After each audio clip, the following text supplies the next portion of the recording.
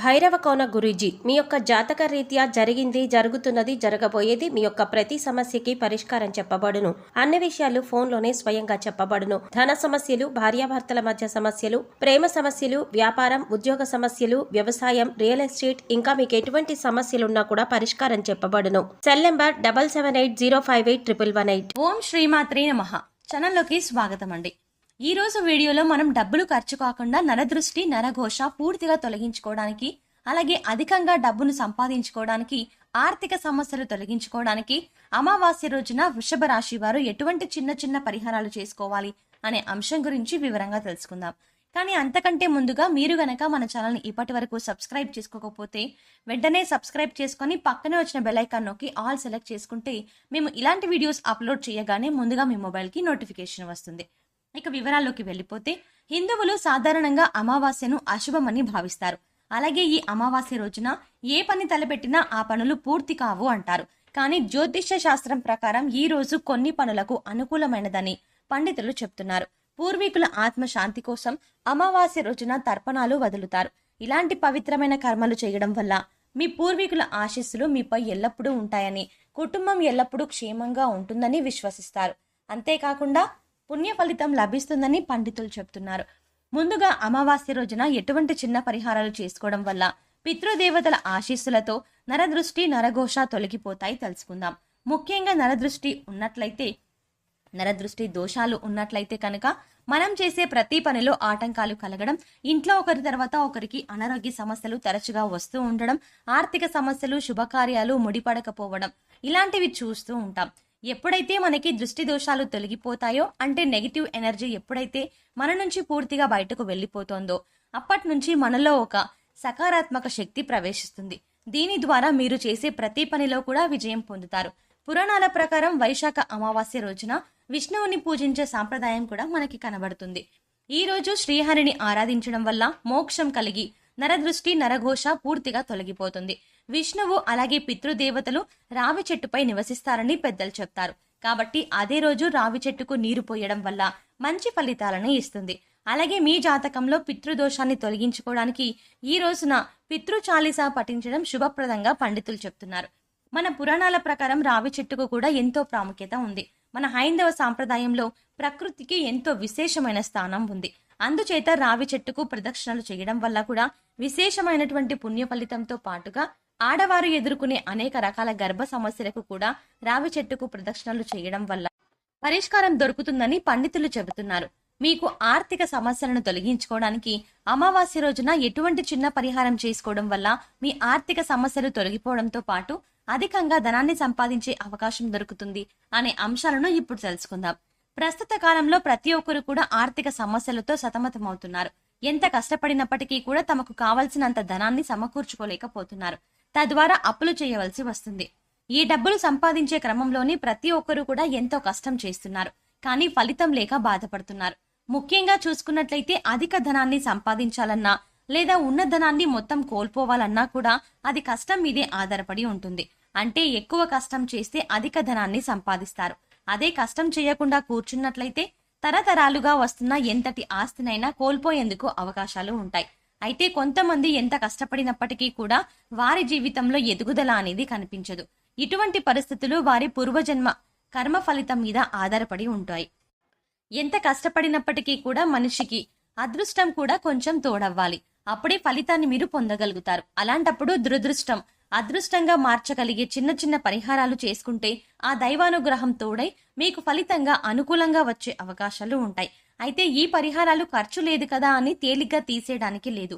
ఖచ్చితంగా మనస్ఫూర్తిగా భక్తి శ్రద్ధలతో నమ్మి విశ్వాసంతో చేసినట్లయితే ఖచ్చితంగా మీకు ఆర్థిక సమస్యలు తొలగిపోతాయి. ఈ ప్రత్యేకమైన పరిహారాన్ని అమావాస్య రోజున పాటించడం వల్ల విశేషమైన పుణ్య ఫలితం లభిస్తుందని పండితులు చెప్తున్నారు.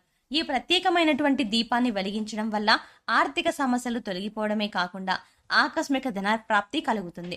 అలాగే ధనవంతులయ్యే అవకాశాలు ఏర్పడతాయి. ముందుగా కూష్మాండ దీపాన్ని వెలిగించాలి. కూష్మాండము అంటే గుమ్మడికాయ. గుమ్మడికాయని మన పెద్దలు, పూర్వీకులు బంగారంతో సమానంగా చెప్తారు. అందుచేత శుక్రవారం నాడు గుమ్మడికాయని ఎవ్వరికీ ఇవ్వకూడదని పెద్దలు చెప్తారు. ఇక్కడ మళ్ళీ 2 రకాల గుమ్మడికాయలు ఉంటాయి. ఒకటి పసుపచ్చ గుమ్మడికాయ, ఒకటి ఆకుపచ్చ రంగులో ఉండే బూడిద రంగు గుమ్మడికాయ.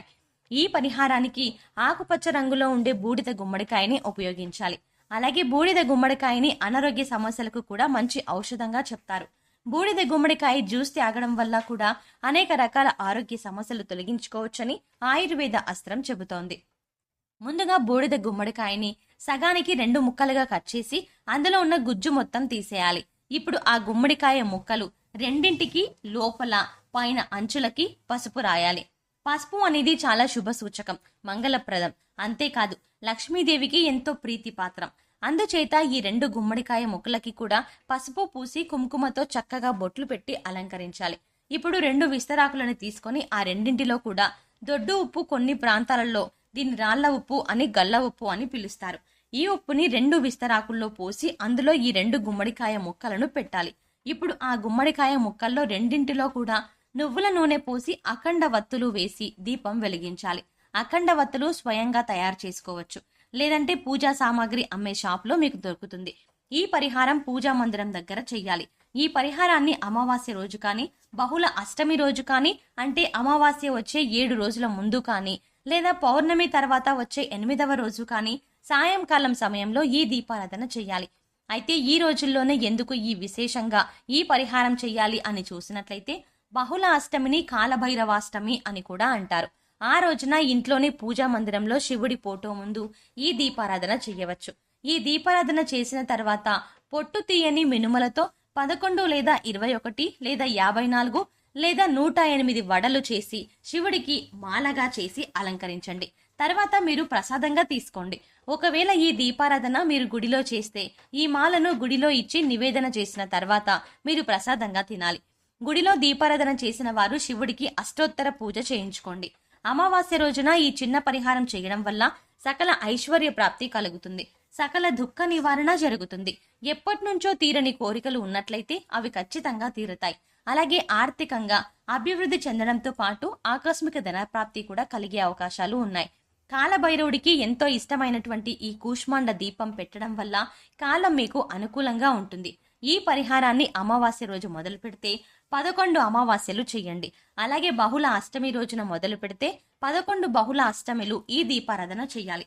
ఇలా చేయడం వల్ల ఖచ్చితంగా మీకు కాలభైరవుడి అనుగ్రహంతో విశేషమైన పుణ్య ఫలితం లభించడంతో పాటుగా ఆర్థికంగా అభివృద్ధి చెందుతాయి. మనస్ఫూర్తిగా నమ్మి భక్తి శ్రద్ధలతో ఈ పదార్థాలతో కొన్ని ప్రత్యేకమైన సమయాల్లో విధి విధానాలు పాటిస్తూ ఈ చిన్న పరిహారాలు చేసుకోవడం వల్ల విశేషమైన దైవానుగ్రహం మీకు లభిస్తుంది. కొన్ని ప్రత్యేకమైన సమయాలలో మీరు ఉపయోగించే పదార్థాలకు శక్తి వస్తుంది. ఇక ఆ పదార్థాలలో ఉపయోగించి పరిహారం చేయడం వల్ల మీ కోరిక భగవంతుడికి తొందరగా చేరుతుంది. తద్వారా మీ కోరిక నెరవేరుతుంది. సో చూశారు కదండి, అమావాస్య రోజున పితృదేవతల అనుగ్రహం కోసం ఏం చేయాలి, అలాగే జీవితంలో ఆర్థిక అభివృద్ధి పొందడం కోసం ఎటువంటి చిన్న పరిహారం చేసుకోవాలి అనే అంశాలను ఈ వీడియోలో తెలుసుకుందాం కదా. ఈ వీడియో మీకు నచ్చినట్టయితే లైక్ చేసి మీ ఫ్రెండ్స్ అండ్ ఫ్యామిలీ మెంబర్స్ లో వృషభ రాశి వారు ఉంటే వారితో ఈ వీడియోను షేర్ చేసుకోవడం మర్చిపోకండి. అలాగే ఇప్పటి వరకు మన ఛానల్ని సబ్స్క్రైబ్ చేసుకోకపోతే వెంటనే సబ్స్క్రైబ్ చేసుకొని పక్కనే వచ్చిన బెల్ ఐకాన్ నొక్కి ఆల్ సెలెక్ట్ చేసుకుంటే మేము ఇలాంటి వీడియోస్ అప్లోడ్ చేయగానే ముందుగా మీ మొబైల్కి నోటిఫికేషన్ వస్తుంది. ఓం శ్రీమాత్రే నమః.